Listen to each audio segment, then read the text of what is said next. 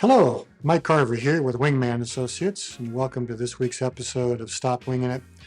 We're going to continue on now on the work-life balance series, and this week we're going to cover life. If you're not sleeping or working, you're doing life. What does that mean, though, right? So that what we want to do is we want to pose questions today. I want you to think about what you do in terms of, is work or life kind of taking precedent?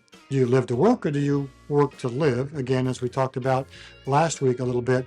But in that, what do you value, and where do you get the most sort of intangible response? What really helps you to understand there's value in this? I love doing this. This is why I'm working. This is why I exist. This is why I'm alive. I was meant to do these kinds of things. So as we take a look a little bit deeper, the first thing I would say, and we're just going to have this sort of list of things to consider, right? The first one is, do you know your core values? Here's why I say that. You've got them. You may not know exactly what they are, but you've got some things that you strongly believe. They may or may not be non-negotiables, but they are things that you are tied to in some fashion. And here's what I would suggest. My son said this to me, and I'm going through it right now. I got a big list. He said, have you ever done your own core values? You do these with companies for organizations, but have you ever done your own? And to be honest, I hadn't. I think I know what they were, but now I'm going to actually go through the hard work of doing it. And so my son went through this, took a huge list, down to 100, down to 50, 20, 10, 5, and 3. Now that's work. What are the 3 most important core values that I think I want to embody, that really, really matter to me in life? So he did this. He came back with some interesting ones, I thought. Creativity, community, and kindness. Pretty remarkable list. If I do say so myself, a remarkable kid. And so in the middle of this, he now structures what he does, who he hangs with, the kind of work he wants to do around that. Can I find the work I want to do? Can I be creative? Can I be in community? And I enjoy kindness. Do I get it? Do I receive it? Do I give it? Those are things that matter to him. They are his core values. If you've never done it, I highly recommend go pull down a list of core values and work your way through it. Come up with the top 3, maybe 5 at the most, and then start to work the problem backwards. It applies back into your work. It applies into your life, your relationships, any number of things that are super, super important to you, right? What we do outside of work, what matters is what we hold to be really, really important in our lives, what we value the most, where we want to spend our time. So, is it money? Is it status? Is it position? Is it power? Those things aren't bad all by themselves, but if that's all there is, then there's going to be a void. Is it everything outside of work that matters? I'm just working because I want to go do this. And is that the most important thing? Where's the balance there? What kind of an employee are you if all you're thinking about is everything but work? So how do we blend that together, which we're going to talk about next week a little bit.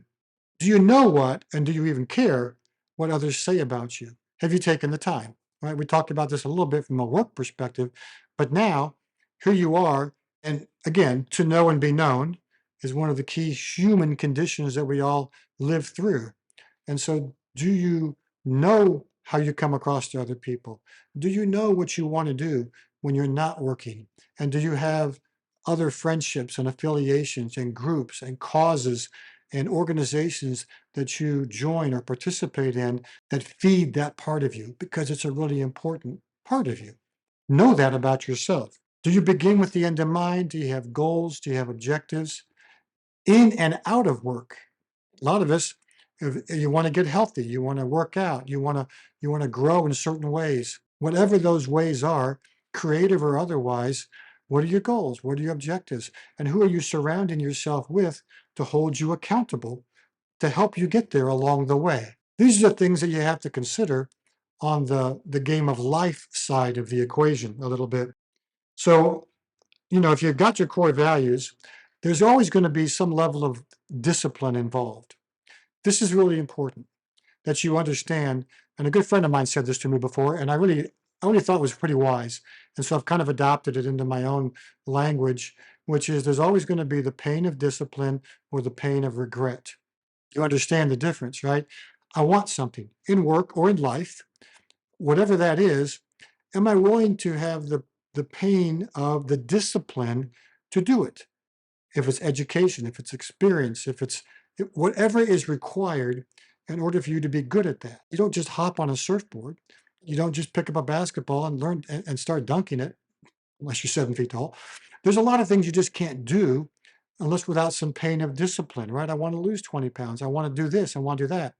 And so you're either going to have that. I will be disciplined. I will subject myself, bring on new habits, try to do things a certain way. And I want to invite people into that equation, be accountable to that.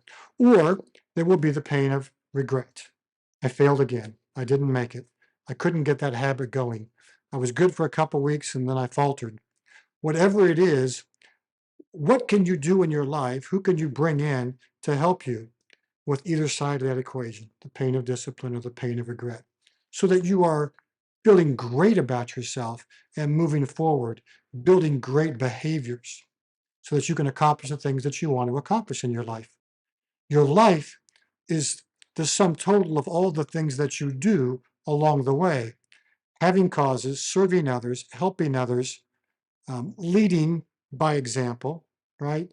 All the things that you want to be able to do, you have to give thought to. Is this in my wheelhouse?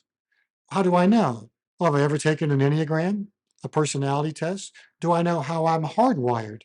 Is this the way I come across to people? I highly, again, recommend that you take these kinds of tests periodically so that you know how your mind operates. You know the way you're sort of wired up. There's a million things that goes into who you are and what makes you up. We've traveled with people and we've gone on vacation and we didn't know till we got there. Some people are go, go, go. I'm on vacation. I'm go, rest, stop, go slow, maybe go a little bit. How do I know that? Experience, time. I know that about myself. What do I value? What makes a vacation to me may not be a vacation to somebody else. So dig deep on yourself at the end of the day.